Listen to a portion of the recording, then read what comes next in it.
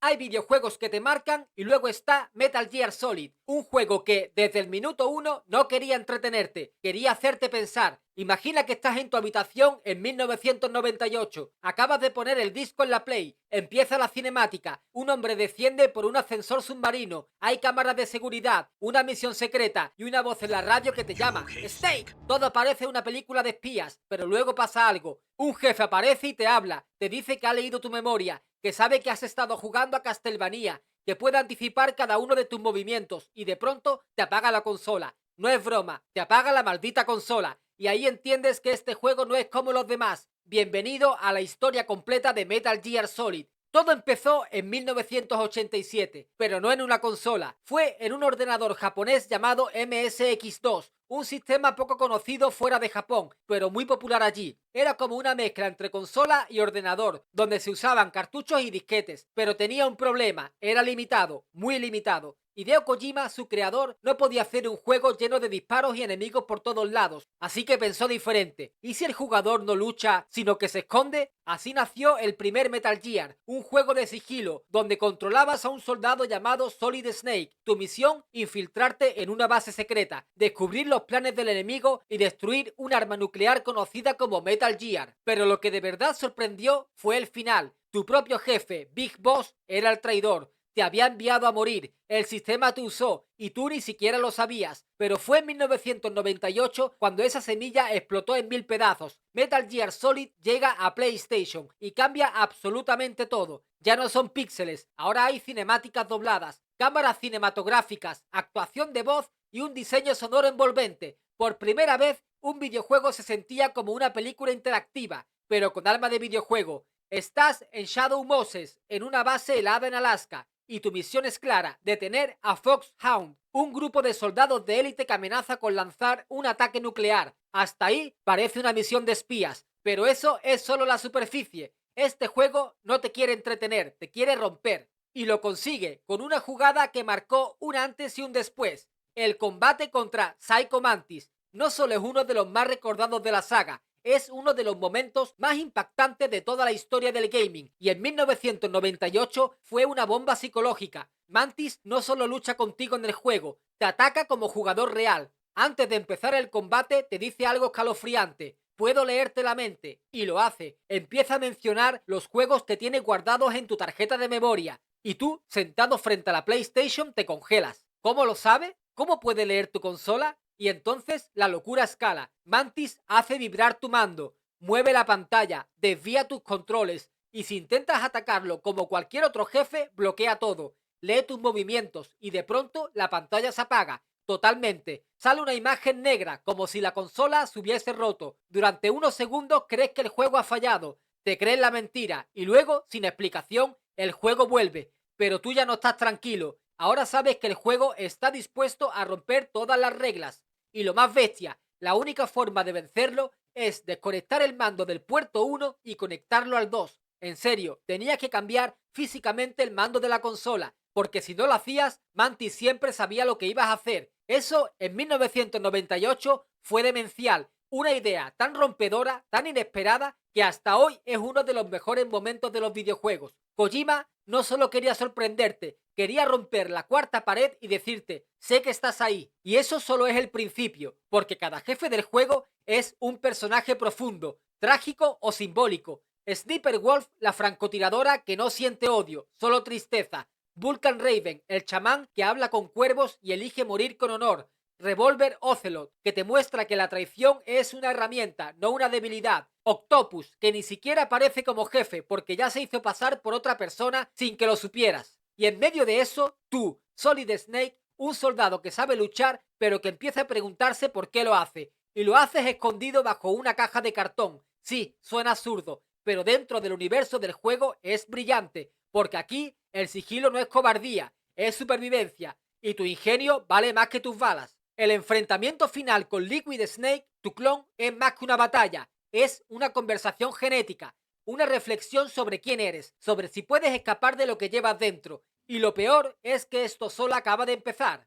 Después del boom de Metal Gear Solid, el mundo estaba pendiente. Había algo en esa historia que no podías olvidar: la profundidad, los personajes, los giros y sobre todo esa sensación de que el juego sabía más de ti que tú de él. En el año 2001, Hideo Kojima regresa con Metal Gear Solid 2, Sons of Liberty, y lo hace con una jugada maestra que pocos se atreven a repetir, un golpe de efecto que muchos odiaron al principio, pero que hoy se considera una de las mejores decisiones del medio. La intro es brutal. Snake aparece en una misión sobre un buque que transporta un nuevo modelo de Metal Gear. Todo parece familiar, la infiltración, la tensión, el sigilo, los fans sonríen. Sí, Snake ha vuelto, pero a los pocos minutos Snake desaparece y el resto del juego lo juegas como Raiden, un novato, un soldado sin carisma, rubio, frágil, sin pasado heroico. La comunidad explotó. ¿Qué mierda es esta? ¿Dónde está Snake? ¿Quién es este crío? Pero Kojima lo hizo a propósito, porque Raiden no es un héroe, es un reflejo tuyo.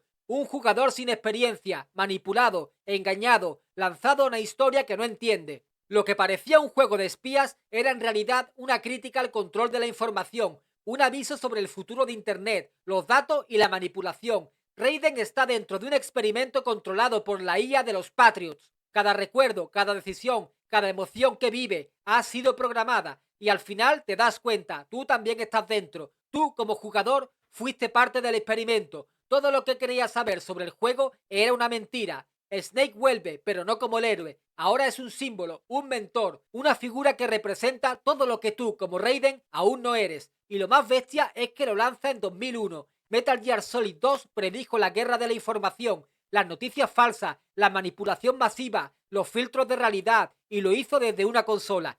El mundo esperaba más futuro, más IA, más clones, pero Kojima hizo lo contrario. Volvió al pasado, a la Guerra Fría, a la selva, a los orígenes. Metal Gear Solid 3 es una precuela y tú eres un soldado de élite, un infiltrado en medio de una selva soviética, rodeado de animales salvajes, soldados enemigos, trampas y fantasmas del pasado. La misión es clara: infiltrarse, rescatar a un científico, destruir un nuevo modelo de arma nuclear. Fácil en papel, pero al llegar descubres que tu peor enemigo es tu antigua mentora, The Boss, una mujer que te entrenó, la única persona en la que confías, y ahora se ha pasado al enemigo, o eso parece. Ese giro no es solo narrativo, es emocional, porque a lo largo del juego la presencia de The Boss te persigue, no la odias, la admiras, y eso hace que cada paso se sienta más pesado. Aquí no hay pasillos, no hay cámaras, solo árboles, barro, ríos, hierba y mosquitos. La naturaleza como campo de batalla, y Kojima lo convierte en mecánica.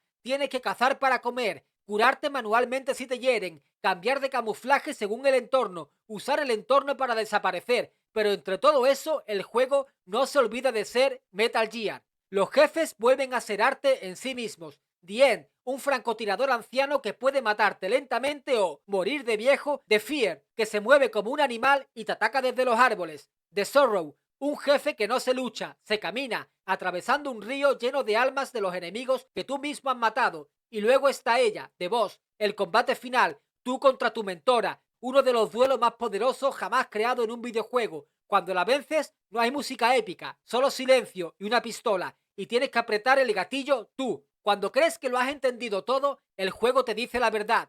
The Boss no te traicionó, se sacrificó, jugó su papel para evitar una guerra nuclear, fue una heroína convertida en villana por su país. Metal Gear Solid 3 no es solo una historia de espías, es una tragedia griega disfrazada de videojuego, y por eso para muchos es el mejor juego de la saga, el más humano, el más cruel, el más real. En el año 2008, en la PlayStation 3, Snake ya no es el mismo. No es un héroe en su mejor momento, no es el típico protagonista de acción, es un hombre roto, envejecido por su propia genética. Metal Gear Solid 4 nos sitúa en un futuro donde la guerra ya no es conflicto, es negocio. Las compañías privadas de seguridad dominan el mundo. Los soldados están controlados por nanomáquinas. No sienten dolor, no tienen miedo, solo obedecen. Y en medio de ese infierno tecnológico, Snake tiene una última misión: destruir a los Patriots, la red de ella que controla todo, la información, la guerra, el destino. Mientras viaja de un país en guerra a otro, su cuerpo se deteriora. Kojima no solo cuenta el final de Snake, te hace recordar toda la saga. Cada paso es un guiño. cada lugar tiene historia y el momento que lo resume todo, el regreso de Shadow Moses, el lugar del primer juego. Ahora abandonado, en ruinas, congelado por el tiempo, avanzas por sus pasillos en silencio, sin enemigos, solo tú y los recuerdos, y entiendes que no estás jugando una misión, estás diciendo adiós.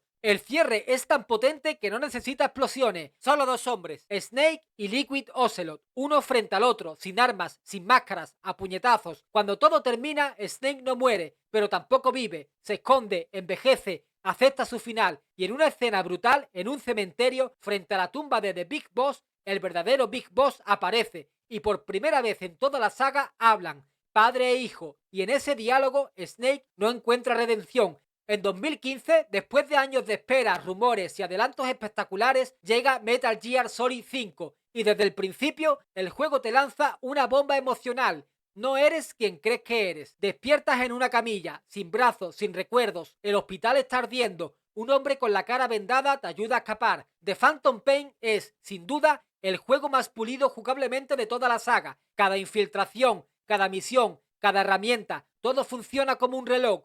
Es libertad absoluta y al mismo tiempo es vacío, porque el juego no te da cierre, no hay Shadow Moses, no hay Snake viejo, no hay abrazo final, solo una guerra infinita y un personaje que no es quien creías. Hacia el final, cuando por fin conectas todas las piezas, el juego te lo escupe en la cara. No eres Big Boss, nunca lo fuiste, eres su médico, un hombre que lo salvó en el hospital y al que lavaron el cerebro para convertirlo en un doble, un fantasma. Big Boss se fue, tú ocupaste su lugar y así nació el mito. El verdadero Big Boss siguió su plan en la sombra, usando tu imagen para engañar al mundo y a ti.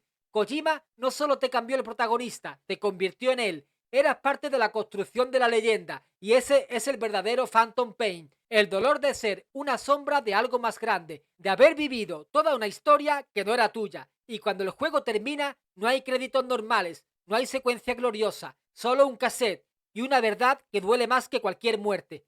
Gracias por acompañarnos. Gracias por convertirte en Big Boss. Ahora desaparece, porque Metal Gear no es una historia de héroes, es una historia de máscaras, de traición, de manipulación y de cómo al final todos somos soldados de alguien más. Cuando miras atrás y ves todo lo que ha sido Metal Gear, cuesta creer que empezara con píxeles en un ordenador japonés, porque esta saga no solo evolucionó con la tecnología, evolucionó contigo. Cada entrega fue un espejo de su época y también un espejo tuyo. Cuando eras joven te escondías bajo una caja. Cuando creciste te enfrentaste a clones, decisiones y traiciones. Cuando entendiste el mundo, viste que Snake también lo entendía y ya no era un héroe, era un hombre roto, igual que tú. Se trata de cuestionarlo, de preguntarte qué es verdad, qué es lealtad, quién manda de verdad y por qué obedeces. Hideo Kojima no solo inventó jefes espectaculares o mecánicas brillantes, inventó una forma de hablarle al jugador, de romper la cuarta pared sin romperte a ti, de mirarte a los ojos y decirte, tú también formas parte del juego. La saga está congelada, pero su historia vive en cada memoria, en cada escena, en cada jugador que supo mirar más allá del sigilo. Y mientras el mundo sigue girando, los fans de Metal Gear seguimos recordando el sacrificio, la selva, la traición, la caja, la música, la herencia, porque al final la misión no termina con el último juego, la misión termina contigo. Y ahora cuéntame, ¿cuál es el momento que más te marcó de la saga? ¿La pelea con The Boss? ¿La ruptura de la cuarta pared con Psycho Mantis? ¿La identidad de Phantom Pain? Déjalo en los comentarios. Y si has sentido algo viendo esto, comparte este vídeo con alguien que también merezca conocer la historia de Metal Gear. Porque esta no es solo una saga, es una experiencia. Y tú acabas de infiltrarte en toda ella.